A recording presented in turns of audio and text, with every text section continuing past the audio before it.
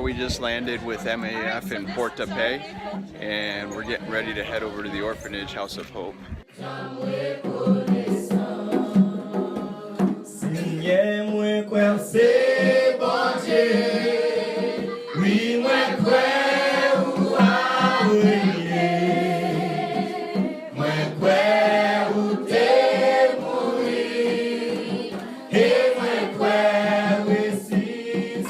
Hey guys, we're here in Haiti, just outside of Pointe in a little town called Pointe, and we're standing here with our partner House of Hope, which is an orphanage here in Haiti, and I'm standing with Jenny Reitz, and in just a little bit we'll get an opportunity to have her share what they do here, and we're also going to hear from Linda, another missionary with House of Hope here in Haiti, and we'll hear about how they impact the lives of these children and the lives of the community surrounding this ministry.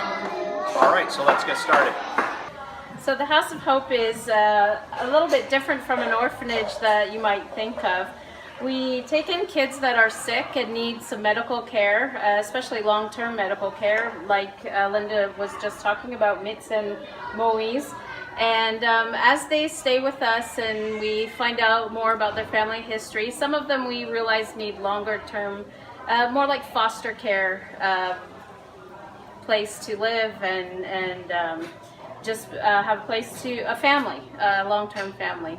And so at the House of Hope we have about 80 kids at any given time. Half of them we would consider permanent foster care children, and the other half would be kids that are sick and just here for medical care and then return home. So while they're with us, it's our desire that they learn to know the hope that can be found through Jesus, and have the chance to just learn and grow in their Christian walk while they're here with us. This young lady here is Valentina Francois. Valentina came to us when she was 1 day old. Her mother died in childbirth, and there was nobody in the family who wanted her, who was able to care for her. So they brought her to us, and as you can see, she has done very well growing up here at the House of Hope. But the really neat thing about Valentina is the care that she received here at the House of Hope, she loves to give on to the other children here. She's the first one to take on a new child. She'll care for him. The babies especially, she doesn't care, dirty diapers, it just doesn't matter to her. She's the first one there whenever there's a need with one of the children to rush in and take control of the situation and help out. She just really has a wonderful heart, a servant's heart, and she's just a big help to all of us, and we really appreciate that and are glad that she's here with us. She just really shows a beautiful spirit in the way that she's grown and helped us here at the House of Hope. Okay, this is Yvette Francois. He was really small when he first came to House of Hope. He was 3 months old when he was burned, as you can see. He also has lost his hand, but that did not keep him down in life. Yvette returned to his home as he got older. However, he returned to the House of Hope when he was diagnosed with TB of the spine and was completely paralyzed from the waist down. It took over a year of treatments for him to be able to walk again. His mother died as well, but that has not crippled him either. He has myself and Jenny as his moms. And now Yvette is finished with his schooling. He is in university where he is studying computer sciences. He is a good man. In spite of having only one hand, he can do everything someone with 2 hands can do. We love Yvette a lot. We hope that God will continue to work in him so he can go farther in his life. During the time we spent with House of Hope, Jenny and Linda shared story after story of the desperate situations that children face all over Haiti, and of the healing, restoration, and change that the House of Hope brings into the lives of the children they receive as family. Linda herself came into the House of Hope as a young girl with TB of the spine. Abandoned and given up as a lost cause, she was nurtured to health and grew up in the House of Hope family to become the loving mother figure of the children that are there now. Jenny has served with the House of Hope for over 20 years and has a deep understanding of Haiti's people, their plight, their culture, and she has a servant's heart in addressing their needs. As Jenny had said earlier, the House of Hope is not a typical orphanage as most people think of orphanages. In Haiti, the culture is not geared towards adopting children. In fact, most of the population is so desperate that they are giving their own children up because they cannot take care of them. To make matters worse, Orphanages in Haiti must have 100% marketable or desirable children, so to speak, in order to be licensed to adopt children out. If so much as one child has a handicap, a birth defect, or the like, then none of the kids in the orphanage are eligible for adoption. House of Hope is exactly that. It's a place of hope, full of staff that are dedicated to the long-term care and love of the children they consider as their own. They welcome mission teams that would like to serve hands-on with the children. There is no shortage of opportunities to love, share, grow together, and serve at the House of Hope in Haiti.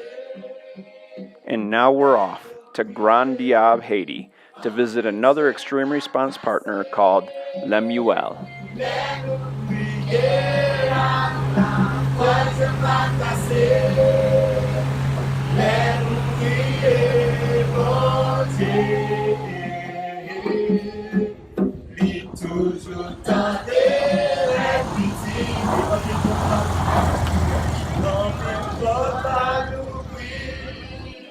Okay, so we're in Gran Diab, just outside of Anse Rouge in Haiti, and we're with Manís and Judy, Dilus, and they're going to share a little bit about what they're doing here with their ministry called Lemuel. And it's basically a community development ministry, but there's a church on campus, there's a school on campus, there's just so much going on here, and we're really excited to share with you what's going on. So we're going to turn it over to Manís and Judy, and they're going to tell us a little bit about the ministry, okay? So let's get going. Very good. Lemuel, c'est une organisation qui pas fait profit, qui travaille en Haïti, mais surtout pour investir dans le monde qui pas capable. Lemuel is a non-profit organization working among the destitute in Haiti, and our main purpose is to invest in people.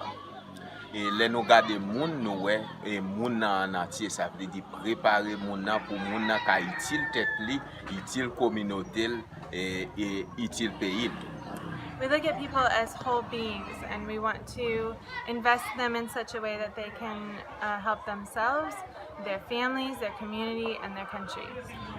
Oui, dans branche que nous gagnons l'école là et que n'a pas investi dans ti moun yo. Et nous gagnons dans le domaine du développement qui n'a pas des gens qui sont capables et dépendent totalement des têtes. So within the organization, we have the school and working in education to prepare the children for their future.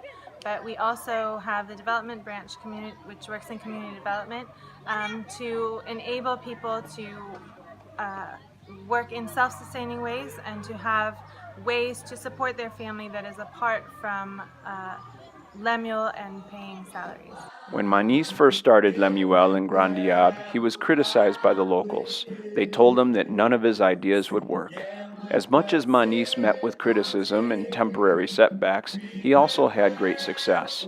He tells me that Gran Diab means the great devil, and that after the people recognize his successes and that he attributes them to God, the people of the town came to him and asked him to help them reincorporate the town's name to Cité Lemuel, meaning City of God. Lemuel now has a school that serves the area of Gran Diab and nearby towns such as Anse Rouge. Before, most people didn't send their kids to school because the schools were too far away and too expensive. Currently, Lemuel teaches pre-K through 6, and they have construction projects ready to build facilities for 7th through 12th grades. Lemuel has many sustainable living and development programs, including animal husbandry, hybrid housing construction, as well as latrine and cistern projects, to name a few. Nowadays, the plateau of Gran Diab is barren and desert-like from deforesting, but Manís has started waterhole projects and reforestation efforts that also took on great criticism at first. But after much success, community members and members from surrounding communities are now chasing after Manís to learn from him and his staff members. With so much going on in education, community development, and discipleship training, mission teams are more than welcome to be partners in what God is doing in this region of Haiti with Lemuel. We went to Haiti to strengthen relationships and bring encouragement to our partner ministries there, which I am certain we accomplished. However, I also realized that these extraordinary partners in ministry encouraged me just the same. I learned so much about the context, the culture, and the challenges that they face daily in Haiti. The strength and perseverance that they use to lean on the Lord and walk out their ministries in faith while in the face of adversity is reminiscent of the lives of all of us reaching out beyond our borders and comfort zones. As ambassadors of Christ in this world, we must remind ourselves that this earth is not our home and we shouldn't get too comfortable in it.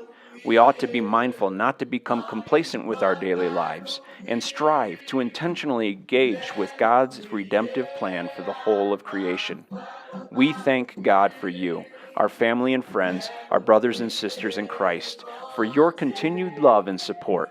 May God give you peace and continually bless you accordingly.